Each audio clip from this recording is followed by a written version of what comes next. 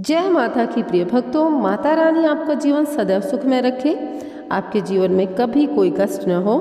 और माघ मास के गुप्त नवरात्रि चल रहे हैं और नवरात्रि में माता के श्री दुर्गा सप्तशती का जो पाठ होता है वह अवश्य करना चाहिए अपने जीवन को सुखमय बनाने के लिए।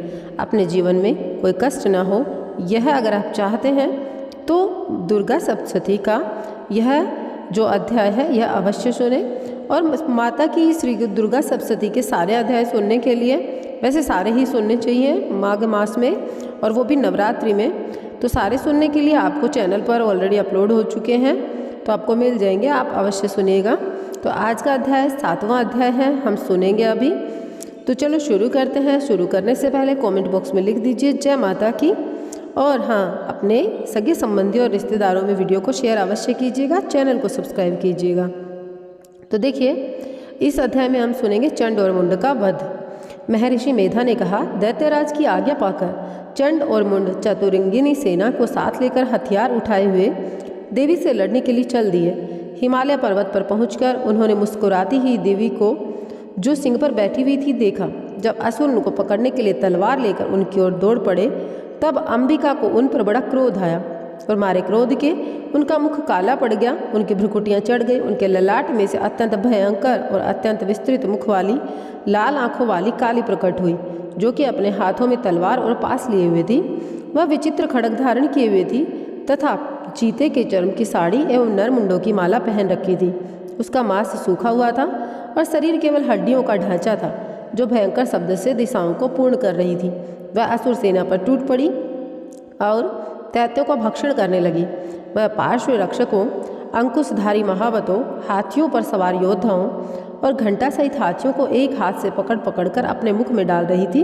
और इस प्रकार वह घोड़ों, रथों, सारथियों और रथों में बैठे हुए सैनिकों को मुंह में डालकर भयानक रूप से चबा रही थी।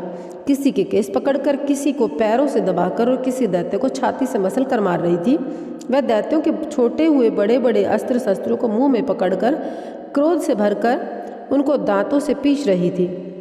उसने कई बड़े बड़े असुर भक्षण कर डाले, कितनों को रौंद डाला और कितने उसकी मार खाकर भाग गए। कितनों को उसने तलवार मार डाली, कितनों को अपने दांतों से समाप्त कर दिया। इस प्रकार देवी ने क्षण भर में संपूर्ण दैत्य सेना को नष्ट कर दिया।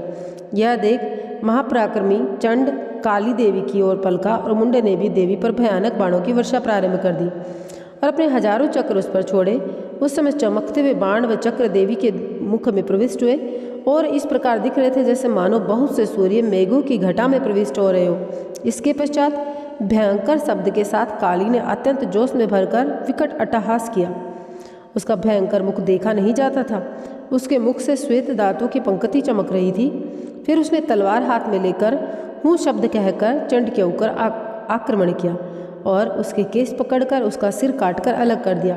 चंड को मरा हुआ देखकर मुंड देवी की ओर लपका, परंतु देवी ने क्रोध से भरकर उसे भी अपनी तलवार से यमलोक पहुंचा दिया।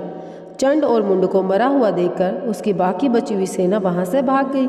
इसके पश्चात काली चंड और मुंड के कटे हुए सिरों को लेकर चंडिका के पास गई और प्रचंड अट्टहास के साथ कहने लगी, हे देवी, चंड और मुंड 2 महादैत्यों को मारकर तुम्हें भेंट कर दिया है। अब शुंभ और निशुंभ का तुमको स्वयं वध करना है। महर्षि मेधा ने कहा। वहाँ लाए हुए चंड और मुंड के सिरों को देखकर कल्याणकारी चंडी ने काली से मधुर वाणी में कहा, हे देवी, तुम चूंकि चंड और मुंड को मारकर मेरे पास लाई हो, अतः संसार में चामुंडा के नाम से तुम्हारी ख्याति विख्यात होगी। तो प्रिय भक्तों, यहाँ पर माघ मास के ये जो श्री दुर्गा सप्तशती का जो पाठ है, इसका 7वां अध्याय संपूर्ण होता है। तो आशा करती हूँ आप लोगों को वीडियो पसंद आया होगा। अगर थोड़ा सा भी पसंद आया हो तो वीडियो को लाइक कीजिएगा और चैनल पर पहली बार अगर आए हैं तो चैनल को सब्सक्राइब कीजिएगा। कमेंट बॉक्स में लिखिएगा जय माता की। माघ मास के इस गुप्त नवरात्रि के श्री दुर्गा सप्तशती के 8वें पाठ का हम कल रसपान करेंगे। तो कल का वीडियो देखने के लिए चैनल को सब्सक्राइब करके अवश्य जाइएगा। तो मिलते हुए एक नए वीडियो के साथ में। जय माता की। माता रानी आपके सारे कष्ट हरे और आपका जीवन सुखमय रखे।